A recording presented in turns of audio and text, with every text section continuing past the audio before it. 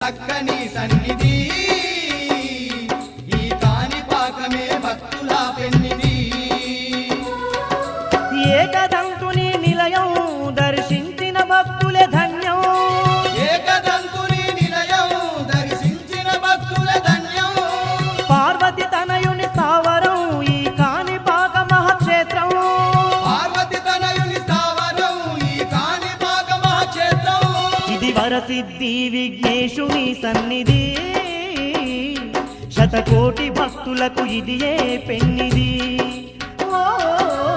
కంటి తనయుని చక్కని సన్నిధి ఈ కాణిపాకమే భక్తుల పెన్నిధి